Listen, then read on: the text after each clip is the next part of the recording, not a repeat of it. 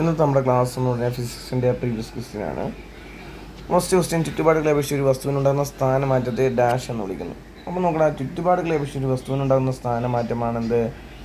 ചലനമാണ് കേട്ടോ, ചലനം. ഓക്കെ, അപ്പം ചലനത്തെക്കുറിച്ചുള്ള പഠനം എന്ത് എന്ന് ചോദിച്ചു കഴിഞ്ഞാൽ ചലനത്തെക്കുറിച്ചുള്ള പഠനമാണ് എന്ത്? ഡൈനാമിക്സ് ആണ് കേട്ടോ. ചലനത്തെക്കുറിച്ചുള്ള പഠനം എന്ന് ചോദിച്ചാൽ എന്താണ്? അത് ഡൈനാമിക്സ് ആണെന്ത്? ചലനത്തെക്കുറിച്ചുള്ള പഠനം. അപ്പോൾ നിശ്ചലാവസ്ഥയെക്കുറിച്ചുള്ള പഠനമുണ്ട് കേട്ടോ. ആ നിശ്ചലാവസ്ഥയെക്കുറിച്ചുള്ള പഠനമാണെന്ത്? സ്റ്റാറ്റിക്സ് ആണ്. നിശ്ചലാവസ്ഥയെക്കുറിച്ചുള്ള പഠനമാണെന്ത്? സ്റ്റാറ്റിക്സ്. ചോദിച്ച ചോദ്യങ്ങളാണ്. ഇനി നമ്മൾ ഒരു വസ്തു എന്താണ് ചുറ്റുപാടിനെ അപേക്ഷിച്ച് സ്ഥാനമാറ്റം സംഭവിച്ചോ ഇല്ലയോ എന്ന് പറയുമ്പോൾ നമ്മൾ ഏതെങ്കിലും ഒരു വസ്തുവിനെ ആധാരമാക്കിയാണ് എന്ത്? മറ്റൊരു വസ്തു ചലിച്ചോ ഇല്ലയോ എന്ന് പറയുന്നത്. അപ്പം നമ്മളൊരു വസ്തു ചലിച്ചോ ഇല്ലയോ എന്ന് പറയാൻ വേണ്ടി എടുക്കുന്ന വസ്തുവിനെ അല്ലെങ്കിൽ ആധാരമാക്കുന്ന വസ്തുവിനെ വിളിക്കുന്ന പേരാണ് എന്ത്? അവലംബക വസ്തു. ഓക്കെ, അവലംബക വസ്തു. ഇംഗ്ലീഷിൽ നമ്മൾ റെഫറൻസ് ബോഡി എന്ന് പറയും കേട്ടോ. എന്ന് പറയും റെഫറൻസ് ബോഡി എന്ന് പറയും. അതാണെന്ത്? അവലംബക വസ്തു. ഒരു ഉദാഹരണം പറഞ്ഞാൽ ബസ്സിലെ യാത്രക്കാർ. അപ്പം ഈ ബസ് സഞ്ചരിച്ചു കൊണ്ടിരിക്കുകയാണ്. അപ്പം ബസ് എന്താണ്? മൂവ് ചെയ്യുകയാണല്ലേ. ബസ് സഞ്ചരിച്ചു കൊണ്ടിരിക്കുമ്പോൾ ബസ്സിലെ യാത്രക്കാർ, ഇതാണ് ചോദ്യം.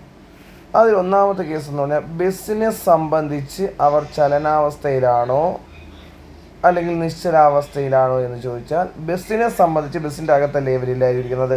അതായത് ബസ്സും ഇവരും കൂടെ ഒരു ഒബ്ജക്റ്റ് ആണല്ലേ. അപ്പം ബസ്സിനെ സംബന്ധിച്ച് എന്താണ്? നിശ്ചലാവസ്ഥയിലാണ്. എന്നാൽ ഓടിക്കൊണ്ടിരിക്കുന്ന ബസ്സാണല്ലേ. അപ്പോൾ റോഡിനെ സംബന്ധിച്ച് എന്താണ്? അത് ചലനാവസ്ഥയിലാണ്. നോക്കടാ, ഈ രണ്ട് സന്ദർഭത്തിൽ ഞാൻ പറഞ്ഞത്, ഒന്നാമത് ബസ്സിനെ സംബന്ധിച്ച് യാത്രക്കാർ എന്ത് അവസ്ഥയിൽ? നിശ്ചലാവസ്ഥയിൽ. അപ്പം ഞാൻ ആരെ സംബന്ധിച്ചാണോ ചലനാവസ്ഥയിലാണോ നിശ്ചലാവസ്ഥയിലാണോ എന്ന് നോക്കാനെടുത്തത് അവനെ വിളിച്ച പേരാണ് ഏത്? അവലംബക വസ്തു. അപ്പോൾ ഇവിടെ ഒന്നാമത്തെ കേസിൽ എന്താണ്?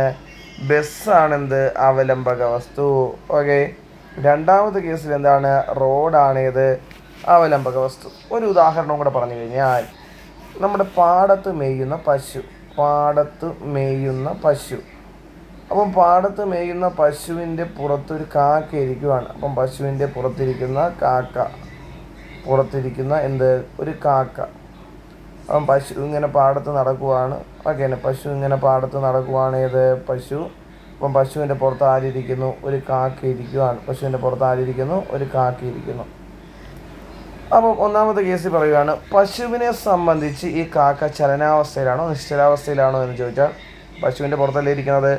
അപ്പം പശുവും കാക്കയും കൂടെ ഒരു ഒബ്ജക്റ്റ് പോലെയാണ് അല്ലേ. അപ്പോൾ ഒന്നാണ് പശുവിനെ സംബന്ധിച്ച് കാക്ക എന്താണ്? നിശ്ചലാവസ്ഥയിലാണ്. അപ്പോൾ ഇവിടുത്തെ അവലംബക വസ്തു ചോദിച്ചാൽ ആര്? പശുവാണ്.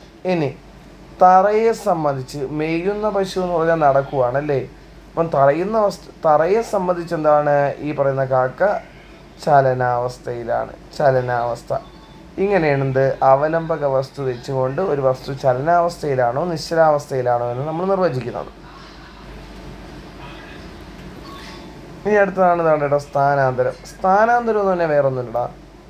ഇതാ രണ്ട് പോയിന്റുകൾ, ഇത് എ എന്ന് പറയുന്ന പോയിന്റ്, ഇത് ബി എന്ന് പറയുന്ന പോയിന്റ്.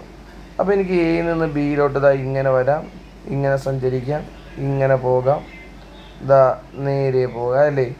അപ്പോൾ ഞാൻ എന്താണ്ട് ഈ ആരോ ഇട്ടേക്കുന്ന എല്ലാ വഴിയിലും എനിക്ക് എന്താണ്? എയിൽ നിന്ന് ബിയിലോട്ട് പോകാം. അപ്പം ഞാൻ എയിൽ നിന്ന് ബിയിലോട്ട് പോയത് ഇതാ പി വഴി പോയി, ക്യൂ വഴി പോയി, ആർ വഴി പോയി, എസ് വഴി പോയി. അപ്പോൾ ഈ പിയും ക്യൂവും ആറും എസും വഴിയൊക്കെ ഞാൻ എന്താണ് സഞ്ചരിച്ചത്? എൻ്റെ സഞ്ചാരത്തിൻ്റെ ആകെ നീളമല്ലേ. അപ്പോൾ സഞ്ചരിച്ച ആകെ നീളത്തെ നമ്മൾ വിളിക്കുന്ന പേരാണ് ദൂരം. അങ്ങനെ സഞ്ചരിച്ച ആകെ നീളമാണെന്ത്? ദൂരം എന്ന് പറയുന്നത്. അപ്പം ദൂരത്തിൻ്റെ എസ് ഐ യൂണിറ്റ് ചോദിച്ചാൽ മീറ്ററാണ്. ദൂരം എന്ന് പറഞ്ഞാൽ നീളമല്ലേ, അതുകൊണ്ട് എസ് ഐ യൂണിറ്റ് എന്താണ്? മീറ്ററാണ്. സ്ഥാനാന്തരം എന്ന് പറഞ്ഞു കഴിഞ്ഞാൽ ഇതാ രണ്ട് പോയിന്റുകൾ കണ്ടല്ലോ. ഇപ്പോൾ ഇവിടെ എ എന്ന് പറയുന്ന പോയിന്റ്, ഇവിടെ ബി എന്ന് പറയുന്ന പോയിന്റ്. ഈ എ മുതൽ ബി വരെയുള്ള നേർരേഖാ ദൂരം, അതായത് ആദ്യ സ്ഥാനം മുതൽ അന്ത്യസ്ഥാനം വരെയുള്ള നേർരേഖാ ദൂരം, അല്ലെങ്കിൽ ആദ്യ സ്ഥാനം മുതൽ അന്ത്യസ്ഥാനം വരെയുള്ള ഏറ്റവും ചെറിയ അകലം, അതിനെ വിളിക്കുന്ന പേരാണ് എന്ത്? സ്ഥാനാന്തരം അഥവാ ഡിസ്പ്ലേസ്മെൻറ്റ്. നമ്മൾ എസ് എന്ന അക്ഷരം ഉപയോഗിക്കും കേട്ടോ. അപ്പോൾ ഇവിടെ നോക്കടാ,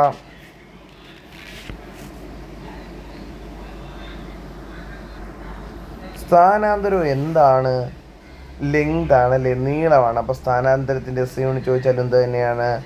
മീറ്റർ ആണ് കേട്ടോ, മീറ്റർ. ഇനി എന്താണ് വേഗത എന്ന് ചോദിച്ചു കഴിഞ്ഞാൽ ദൂരം ഭാഗം സമയമാണെന്ത്? വേഗത കേട്ടോ, ദൂരം ഭാഗം സമയം വേഗത. എന്താണ് പ്രവേഗം എന്ന് ചോദിച്ചു കഴിഞ്ഞാൽ വേറൊന്നുമില്ല, അത് സ്ഥാനാന്തരം ഭാഗം അതിനെടുത്ത സമയം കേട്ടോ, അതാണ് എന്ത്? പ്രവേഗം. അപ്പോൾ വേഗതയുടെ എസ് യൂണിറ്റ് എന്ന് പറഞ്ഞാൽ ദൂരം മീറ്ററാണ്, സമയം സെക്കൻഡാണ്, മീറ്റർ പെർ സെക്കൻഡ്. അതുപോലെ പ്രവേഗത്തിൻ്റെ എസ് യൂണിറ്റ് മീറ്റർ പെർ സെക്കൻഡാണ് കേട്ടോ, metre per second.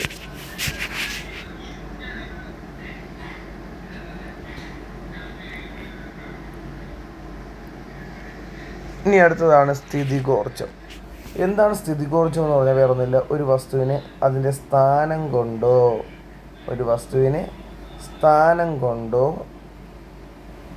Or configuration കൊണ്ടോ, ആ കോൺഫിഗറേഷൻ നമ്മൾ സിമ്പിളായിട്ട് പറഞ്ഞാൽ രൂപമാറ്റം കൊണ്ടോ ലഭിക്കുന്ന ഊർജത്തെ വിളിക്കുന്ന പേരാണെന്ത്?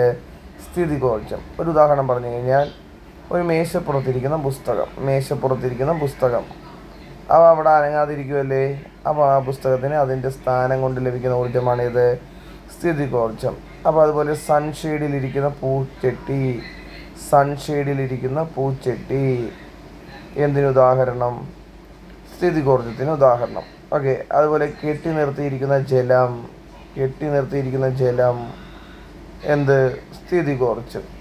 അപ്പോൾ ഇതേ സമയത്ത് ഞാൻ പറഞ്ഞില്ലേ കോൺഫിഗറേഷൻ എന്ന് പറഞ്ഞാൽ കോൺഫിഗറേഷൻ എന്ന് പറഞ്ഞാൽ വേറൊന്നുമില്ല, അതായത് നമ്മൾ സ്ട്രെയിൻ എന്ന് പറയും കേട്ടോ. എന്താന്ന് പറയും? സ്ട്രെയിൻ. ഒരു വസ്തുവിന് സ്ഥാനം കൊണ്ടോ കോൺഫിഗറേഷൻ അല്ലെങ്കിൽ സ്ട്രെയിൻ കൊണ്ടോ ലഭിക്കുന്ന ഊർജ്ജത്തെ വിളിക്കുന്ന പേരാണ് ഏത്? സ്ഥിതികോർജ്ജം.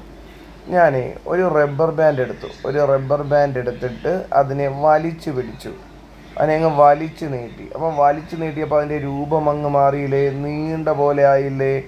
അപ്പോൾ അതിനകത്ത് സ്റ്റോർ ചെയ്യുന്നതാണ് ഏത്? സ്ഥിതികോർജ്ജം. ഞാനത് വിടുമ്പോൾ ആ സാധനം തെറിച്ച് പോകുമല്ലേ, അപ്പോൾ ആ സ്ഥിതികോർജ്ജം കൺവേർട്ടായി ഗതികോർജ്ജമായിട്ട് മാറിയതാണ് കേട്ടോ. ഇനി അതുപോലെ സ്പ്രിങ്, നമ്മൾ അമർത്തി വെച്ചിരിക്കുന്ന സ്പ്രിങ്ങിലെ ഊർജ്ജം ചോദിച്ചാൽ ഏതാണ്? അത് ഈ പറയുന്ന സ്ഥിതികോർജ്ജമാണ്. അതുപോലെ തന്നെ നമ്മൾ കുലച്ചു വെച്ച വില്ലിൽ ഞാണിൻ്റെ ഊർജ്ജം ചോദിച്ചാൽ എന്താണ്? ഞാണിൻ്റെ ഊർജ്ജം, അതും സ്ഥിതികോർജ്ജമാണ് കേട്ടോ, സ്ഥിതികോർജ്ജം. സ്ഥിതികോർജ്ജം കണ്ടുപിടിക്കുന്ന ഇക്വേഷൻ W=mgh ആണ് കേട്ടോ, mgh. എം എന്ന് പറഞ്ഞു കഴിഞ്ഞാൽ മാസാണ്, ജി എന്ന് പറഞ്ഞാൽ ആക്സിലറേഷൻ ഡ്യൂ ടു ഗ്രാവിറ്റിയാണ്, എച്ച് എന്ന് പറഞ്ഞാൽ എന്താണ്? ഉയരമാണ് കേട്ടോ. എം സിമ്പിളായിട്ട് കിട്ടും മാസ്, ജി എന്ന് പറഞ്ഞാൽ എന്താണ്? ഭൂഗുരുത്വാകർഷണ ത്വരണമാണ്, എച്ച് എന്ന് പറഞ്ഞാൽ എന്താണ്? ഹൈറ്റ്, ഉയരമാണ്. ഈ മൂന്നിൻ്റെയും കൂടെ പ്രോഡക്റ്റ് ആണ് എന്ത്? ഈ പറയുന്ന സ്ഥിതികോർജ്ജം എന്ന് പറയുന്ന കേട്ടോ, സ്ഥിതികോർജ്ജം. ഓക്കെ. അപ്പോൾ സ്ഥിതികോർജ്ജം ഈ പറയുന്ന നമ്മൾ എന്താണ്? U=mgh എന്ന് എഴുതാം കേട്ടോ, U=mgh. അപ്പോൾ ഇവിടെ നോക്ക്, ഇവിടെ ഞാൻ W=mgh എന്നും ഇവിടെ U=mgh എന്നും ആണ് എഴുതിയല്ലേ. അതായത് നമ്മുടെ പ്രവൃത്തി ഉണ്ടല്ലോടാ, ഗുരുത്വാകർഷണ ബലത്തിനെതിരെ ചെയ്യുന്ന പ്രവൃത്തിയുടെ അളവും സ്ഥിതികോർജ്ജത്തിൻ്റെ അളവും എല്ലായ്പ്പോഴും എന്താണ്? തുല്യമാണ് കേട്ടോ. സ്ഥിതികോർജ്ജത്തിൻ്റെ അളവും എല്ലായ്പ്പോഴും തുല്യമാണ്. സ്ഥിതികോർജ്ജം ഒരു ഊർജ്ജമല്ലേ, അതുകൊണ്ട് സ്ഥിതികോർജ്ജത്തിൻ്റെ എസ് യൂണിറ്റ് ചോദിച്ചാൽ ഏതാണ്? അത് ജൂളാണ് കേട്ടോ, ഇതാണ് ജൂൾ. ഇനി അടുത്തതാണ് കൊഹിഷൻ ബലം. കൊഹിഷൻ ബലം എന്ന് പറഞ്ഞു കഴിഞ്ഞാൽ വേറെ ഒന്നുമില്ല, ഒരേ തരം തന്മാത്രകൾ തമ്മിലുള്ള ആകർഷണ ബലമാണെന്ത്? കൊഹിഷൻ ബലം കേട്ടോ. ഒരേ തരം തന്മാത്രകൾ തമ്മിലുള്ള ആകർഷണ ബലം ചോദിച്ചാൽ ഏതാ? അത് കൊഹിഷൻ ബലമാണ് കേട്ടോ, കൊഹിഷൻ ബലം. എന്നാൽ വ്യത്യസ്ത തരം തന്മാത്രകൾ തമ്മിലുള്ള ആകർഷണ ബലത്തെ വിളിക്കുന്ന പേരാണ് ഏത്? അതാണ് അഡിഷൻ ബലം കേട്ടോ, അതാണ് എന്ത്? അഡിഷൻ ബലം. ഓക്കെയാണ്. അപ്പോൾ വ്യത്യസ്ത തരം തന്മാത്രകൾ തമ്മിലുള്ള ആകർഷണ ബലം ചോദിച്ചാൽ അഡിഷൻ ബലവും, ഒരേ തരം തന്മാത്രകൾ തമ്മിലുള്ള ആകർഷണ ബലം ചോദിച്ചാൽ ഏതാണ്? അത് കൊഹിഷൻ ബലവുമാണ്, കൊഹിഷൻ ബലം. കൃത്യമായിട്ട് പഠിച്ചേക്കണേ.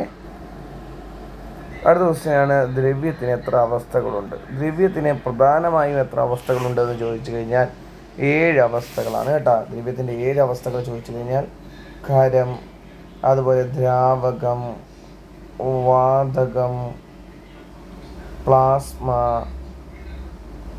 അതുപോലെ Bose-Einstein condensate,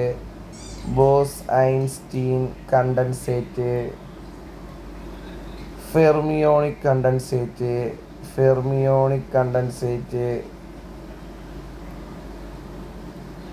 quark gluon plasma. Quark gluon plasma ഇതാണ് എന്ത് ദ്രവ്യത്തിൻ്റെ പ്രധാനപ്പെട്ട 7 അവസ്ഥകൾ കേട്ടോ. ദ്രവ്യത്തിൻ്റെ പ്രധാനപ്പെട്ട എത്ര അവസ്ഥകളുണ്ടെന്ന് ചോദിച്ചാൽ അത് എല്ലാം ഇപ്പോഴും 7 അവസ്ഥകൾ തന്നെയാണ്.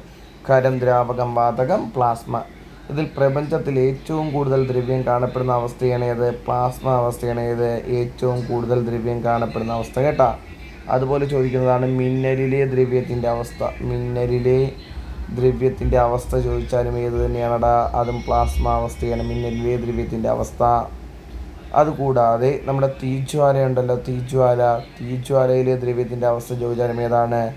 പ്ലാസ്മ അവസ്ഥയാണ്. ഈ പ്ലാസ്മ അവസ്ഥയിൽ ദ്രവ്യത്തിന് ഒരു പ്രത്യേകതയുണ്ട്. ദ്രവ്യത്തിന് എന്തുണ്ട്? ചാർജ് ഉണ്ട് കേട്ടോ. അപ്പം ദ്രവ്യത്തിന് ചാർജുള്ള അവസ്ഥയാണ് ഏത്? പ്ലാസ്മ അവസ്ഥ. ഓക്കെ. ഇനി ദ്രവ്യത്തിൻ്റെ 4ാമത്തെ അവസ്ഥ, 5ാമത്തെ അവസ്ഥയാണ് ബോസ്-ഐൻസ്റ്റീൻ കണ്ടൻസേറ്റ് കേട്ടോ. ബോസ്-ഐൻസ്റ്റീൻ കണ്ടൻസേറ്റ് പ്രവചിച്ച വ്യക്തികളാണ് ആരൊക്കെ? സത്യേന്ദ്രനാഥ ബോസും ആൽബർട്ട് ഐൻസ്റ്റീനും. കണ്ടുപിടിച്ചത് ഇവരല്ല. കണ്ടുപിടിച്ചത് ആരൊക്കെയെന്ന് ചോദിച്ചാൽ എറിക് കോർണൽ എന്ന് പറയുന്ന സയൻറ്റിസ്റ്റും കാൾ വെയ്ൻമാൻ എന്ന സയൻറ്റിസ്റ്റുമാണ് കേട്ടോ. കാൾ വെയ്ൻമാനും കൂടി കണ്ടുപിടിച്ച ദ്രവ്യാവസ്ഥയാണ് ഏത്? ബോസ്-ഐൻസ്റ്റീൻ കണ്ടൻസേറ്റ് കേട്ടോ. ബോസ്-ഐൻസ്റ്റീൻ കണ്ടൻസേറ്റിൽ ഇവയുടെ നിർമ്മാണ ഘടകം ഏതെന്ന് ചോദിച്ചാൽ അത് ബോസോണുകളാണെന്ത്? ഇവിടെ നിർമ്മാണ ഘടകം. 6ാമത്തെ ദ്രവ്യാവസ്ഥയാണ് ഫെർമിയോണിക് കണ്ടൻസേറ്റ്. നിർമ്മാണ ഘടകം എന്ന് പറഞ്ഞാൽ ഫെർമിയോണുകളാണ് കേട്ടോ. ഫെർമിയോണുകൾ. ഓക്കെ. ഇനി 7ാമത്തതാണ് ഏത്? Quark gluon plasma. ഇതിൻ്റെ നിർമ്മാണ ഘടകം ചോദിച്ചാൽ ക്വാർക്കുകളാണ് നിർമ്മാണ ഘടകം. പ്രപഞ്ചത്തിലെ ഏതൊരു പദാർത്ഥവും നിർമ്മിച്ചിരിക്കുന്ന അടിസ്ഥാന ഘടകമാണ് ഏത്? ക്വാർക്ക്. ഓക്കെ. ഈ ക്വാർക്ക് ഗ്ലൂവോൺ പ്ലാസ്മ കണ്ടുപിടിച്ചത് ആരെന്ന് ചോദിച്ചു കഴിഞ്ഞാൽ അത് മുറേ ജെൽമാൻ എന്ന സയൻറ്റിസ്റ്റും അതുപോലെ ജോർജ് സ്വിഗ് എന്ന് പറയുന്ന സയൻറ്റിസ്റ്റും കൂടെ ചേർന്നാണ് എന്ത് കണ്ടുപിടിച്ചത്? ക്വാർക്ക് ഗ്ലൂവോൺ പ്ലാസ്മ കണ്ടുപിടിക്കുന്നത് കേട്ടോ. ഇതിൽ ക്വാർക്ക് എന്ന പദം ആവിഷ്കരിച്ചത് ആര് എന്ന് ചോദിച്ചാൽ അത് മുറേ ജെൽമാനാണ്. ഓക്കെ. ആരെന്ന് ചോദിച്ചാൽ മുറേ ജെൽമാനാണ് ക്വാർക്ക് എന്ന് പറയുന്ന പദം ആവിഷ്കരിച്ചത്. ഇനി നമ്മൾ കാണുന്ന ആറ്റം ഉണ്ടല്ലോ, ആറ്റത്തിലെ പ്രധാന ഘടകങ്ങളാണ് ഏതൊക്കെ? Proton, neutron, electron. ഇതിൽ പ്രോട്ടോൺ നിർമ്മിച്ചിരിക്കുന്നത് 3 ക്വാർക്കുകൾ കൊണ്ടാണ്. എന്തുകൊണ്ടാണ്? 3 ക്വാർക്കുകൾ. ന്യൂട്രോൺ നിർമ്മിച്ചിരിക്കുന്നത് 3 ക്വാർക്കുകൾ കൊണ്ടാണ് കേട്ടോ. 3 ക്വാർക്കുകൾ. അപ്പം പ്രോട്ടോൺ നിർമ്മിച്ചിരിക്കുന്ന 3 ക്വാർക്കുകളിൽ 2 അപ്പ് ക്വാർക്കും 1 ഡൗൺ ക്വാർക്കുമാണ്. ഈ പറയുന്നത് വേറെ പ്രീവിയസുകളാണ് പറയുന്നത് കേട്ടോ. ന്യൂട്രോണിൽ എന്ന് ചോദിച്ചാൽ 1 അപ്പ് ക്വാർക്കും 2 ഡൗൺ ക്വാർക്കുമാണ്. അപ്പം ഇതിൽ നിന്ന് നമുക്ക് മനസ്സിലാക്കാം പ്രോട്ടോണും ന്യൂട്രോണും എന്ത് വീണ്ടും മുറിക്കാൻ പറ്റും അല്ലേ. അപ്പം പ്രോട്ടോണും ന്യൂട്രോണും എന്തല്ലടാ? മൗലിക കണങ്ങളല്ല കേട്ടോ. എന്തല്ല? മൗലിക കണമല്ല. എന്നാൽ ഇലക്ട്രോൺ ഉണ്ടല്ലോ, ഇലക്ട്രോൺ ഒരു മൗലിക കണമാണ് കേട്ടോ. മൗലിക കണമാണ്. നമുക്ക് വിഭജിക്കാൻ സാധിക്കാത്ത കണങ്ങളെ വിളിക്കുന്ന പേരാണ് മൗലിക കണങ്ങൾ. അപ്പം ഞാൻ നേരത്തെ പറഞ്ഞ ബോസോണുകൾ, ഫെർമിയോണുകൾ, ക്വാർക്കുകൾ ഇതെല്ലാം എന്താണ്? മൗലിക കണങ്ങളാണ്. അതുപോലെ നമുക്ക് ആറ്റത്തിനുള്ളിലെ ഇലക്ട്രോണുകളും എന്തിന് ഉദാഹരണമാണ്? മൗലിക കണത്തിന് ഉദാഹരണമാണ്.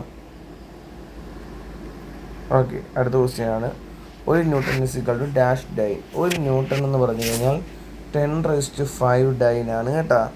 അപ്പം ന്യൂട്ടൺ എന്നത് എന്തിൻ്റെ യൂണിറ്റ് എന്ന് ചോദിച്ചു കഴിഞ്ഞാൽ ഓക്കെ.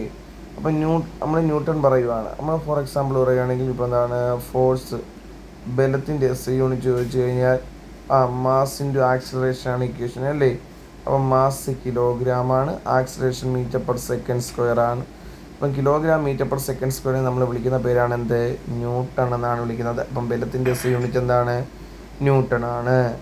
അതുപോലെ മറ്റൊന്നാണ് നമ്മൾ ഭാരം പറയേണ്ട. ഭാരം നമ്മൾ കണ്ടുപിടിക്കുന്നത് m/g ആണ്. മാസ് എന്ന് പറഞ്ഞാൽ മാസ് കിലോഗ്രാമാണ് SI unit. Acceleration due to gravity, ഭൂഗുരുത്വാകർഷണ ത്വരണം അല്ലേ, അതൊരു ത്വരണമായതുകൊണ്ട് തന്നെ എന്താണ്? അവിടെ m/s² ആണ് ഏത്? ഈ പറയുന്ന ജിയുടെ വാല്യൂ. അപ്പം ഇതെന്താണ്? ന്യൂട്ടൺ ആണ്. അപ്പോൾ നമ്മൾ സിമ്പിളായിട്ട് പറയുന്നത് എന്താണ്? ബലത്തിൻ്റെ SI യൂണിറ്റ് ആണെന്ത്? ന്യൂട്ടൺ ആണെന്ത്? ബലത്തിൻ്റെ SI യൂണിറ്റ് ചോദിച്ചാൽ ഏതാണ്? അത് ന്യൂട്ടൺ ആണ് ബലത്തിൻ്റെ SI യൂണിറ്റ്. ഒരു സയൻറ്റിസ്റ്റിൻ്റെ പേരിൽ നിന്ന് വന്നത് കൊണ്ടാണ് എന്ത്? ഇതിൻ്റെ പ്രതീകം നമ്മൾ ക്യാപിറ്റൽ ലെറ്റർ കൊടുത്തത് കേട്ടോ.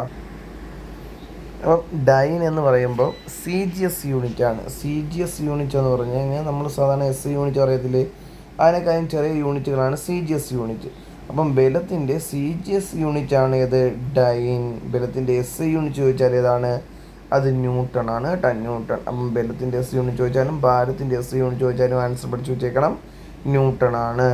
ഇനി നമ്മുടെ ഊർജ്ജമുണ്ടല്ലോ ഇവിടെ, ഊർജ്ജത്തിൻ്റെ എസ് യൂണിറ്റ് ചോദിച്ചാൽ അത് ജൂളാണ് കേട്ടോ, ജൂള്. ജെയിംസ് പ്രെസ്കോട്ട് ജൂളിൻ്റെ പേരിൽ നിന്ന് വന്നതുകൊണ്ടാണ് എന്ത് ചെയ്യുന്നത്, നമ്മൾ ക്യാപിറ്റൽ ജെ കൊടുക്കുന്നത് കേട്ടോ. ജെയിംസ് പ്രെസ്കോട്ട് ജൂളിൻ്റെ പേരിൽ നിന്ന് വന്നതുകൊണ്ടാണ് നമ്മൾ എന്ത് ചെയ്യുന്നത്, ക്യാപിറ്റൽ ജെ കൊടുക്കുന്നത്. അപ്പം ഈ പറയുന്ന ഊർജത്തിൻ്റെ എസ് ഐ യൂണിറ്റ് ആണ് ഏത്, അത് ജൂളാണ്. ഏത് ഊർജത്തിൻ്റെ എസ് ഐ യൂണിറ്റ് ചോദിച്ചാൽ ജൂളാണ്. അപ്പം നമ്മളിവിടെ പറഞ്ഞതുപോലെ ഊർജത്തിൻ്റെ സി ജി എസ് യൂണിറ്റ് ഉണ്ട്. ഊർജത്തിൻ്റെ സി ജി എസ് യൂണിറ്റ് ചോദിച്ചാൽ ഏത്, അത് എർഗ് ആണ് കേട്ടോ. ഏതാണ്, എർഗ്. അപ്പോൾ നമ്മളിത് പരീക്ഷിക്കാം. ഒരു joule is equal to dash erg എന്ന് ചോദിച്ചു കഴിഞ്ഞാൽ അത് 10⁷ എർഗാണ് എന്ത്, ഒരു ജൂൾ എന്ന് പറയുന്നത്. ഇത് രണ്ടും സാധാരണ പി ക്യൂന് ചോദിക്കുന്നതാണ്.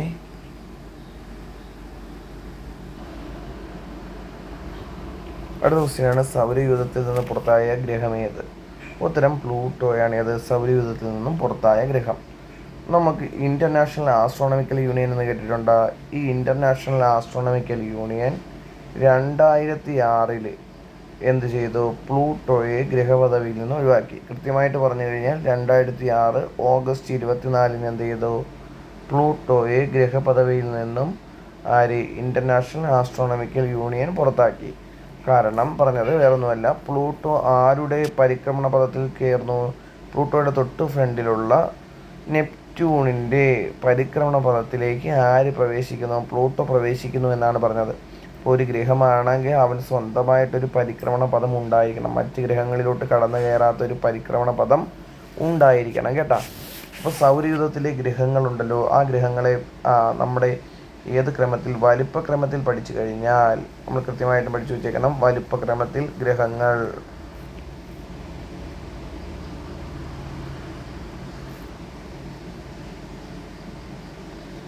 വ്യാഴാഴ്ച, സൺ. ഇപ്പം വ്യാഴം, ആഴ്ചയിൽ ദിവസമാണ് വ്യാഴം. വ്യാഴാഴ്ച സൺ ഭൂമിയിൽ വീണു മാമി. ഇതാണ് നമ്മളെന്ത്, ഗ്രഹങ്ങളെ വലിപ്പക്രമത്തിൽ പഠിക്കാനുള്ള കോഡ്. വ്യാഴാഴ്ച എന്ന് പറഞ്ഞാൽ വ്യാഴം അല്ലെ, ജൂപ്പിറ്റർ കിട്ടും. എസ്, സണ്ണിൻ്റെ എസ് എന്ന് പറഞ്ഞാൽ സാറ്റേൺ ശനി, യു യുറാനസ് ആണ്, എൻ നെപ്റ്റ്യൂൺ ആണ്. ഭൂമിയിലെന്ന് പറഞ്ഞു കഴിഞ്ഞാൽ ഏത്, നമ്മുടെ ഭൂമിയാണ്. വീണു എന്ന് പറഞ്ഞാൽ വീനസ് ആണ് കേട്ടോ. വീണു പറഞ്ഞാൽ ആര്, വീനസ്. മാമി എന്ന് മംഗ്ലീഷിലല്ലേ എഴുതിയിരിക്കുന്നത്, എം എ മാർസ് ചൊവ്വയാണ് കേട്ടോ. മാർസ് ഏതാണ്ട ചൊവ്വ. എമ്മി ആര്, അത് മെർക്കുറിയാണ് കേട്ടോ.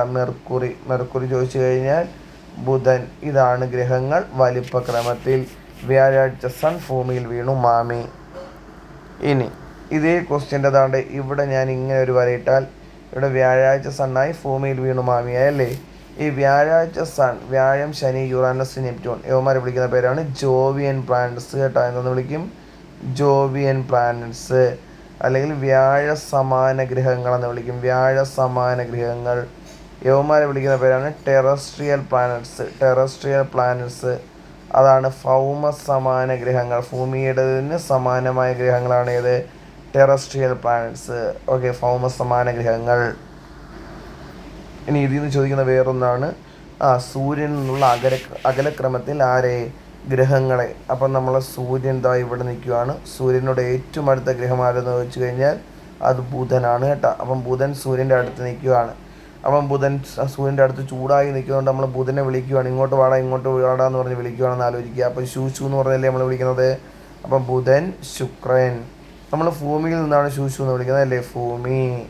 അപ്പം ബുധൻ, ശുക്രൻ, ഭൂമി. അപ്പം നമുക്ക് ഈ പറഞ്ഞ ടെറസ്ട്രിയൽ പ്ലാനറ്റ്സ് അഥവാ ഭൗമസമാന ഗ്രഹങ്ങളില്ലേ, യവന്മാർ 4 പേരാണ് ഈ അടുത്ത്, സൂര്യനോട് അടുത്ത് സ്ഥിതി ചെയ്യുന്നത്. അപ്പോൾ ഏറ്റവും അടുത്ത് ബുധനാണെന്ന് കിട്ടി, പിന്നെ ശുക്രനാണെന്ന് കിട്ടി, പിന്നെ ഭൂമിയാണ്. ഇനി ഒരാളും കൂടെ അല്ലേ അവിടെ ഉള്ളത്, 4ാമത്തവനാണ് ആര്, ചൊവ്വ. അപ്പോൾ സൂര്യൻ്റെ ഏറ്റവും അടുത്ത് ബുധൻ, 2ാം സ്ഥാനത്ത് ശുക്രൻ, 3ാം സ്ഥാനത്ത് ഭൂമി, 4 ചൊവ്വ. 5, 6, 7, 8 എങ്ങനെയാണ്, ഇതാ ഈ പറഞ്ഞ 5, 6, 7, 8 പഠിക്കാൻ എളുപ്പം വേറെ ഒന്നുമില്ല. ഇതേ കോഡിന് ബാക്കി ഇങ്ങ് എടുത്തെഴുതിയാൽ കേട്ടോ. വ്യാഴാഴ്ച സൺ എന്നങ്ങ് എടുത്തെഴുതിയാൽ മതി. അപ്പോൾ നോക്കടാ, ഇതാണ് ഗ്രഹങ്ങൾ വലിപ്പക്രമത്തിൽ. ബുധൻ ചൂടെടുത്ത് അതിൻ്റെ അടുത്തോട്ട് പോയി നവം പോവലടാ ശൂശു എന്ന് വിളിച്ചു. എവിടെ നിന്ന് ശൂശു വിളിച്ചു? ഭൂമിയിൽ നിന്ന്. അപ്പോൾ ആ ഒരു പേര് കിട്ടിയേ. ഇനി നമ്മൾ ഓൾറെഡി പഠിച്ചു വെച്ചേക്കണം ഭൗമസമാന ഗ്രഹങ്ങൾ 4 എണ്ണമാണ്. അതിൽ ചൊവ്വയും കൂടെ ഉണ്ട്. അതുകൊണ്ട് 4ാം സ്ഥാനം ആര്? ചൊവ്വയാണ്. 5 ആര്? വ്യാഴം. S ശനി. U Uranus. N Neptune.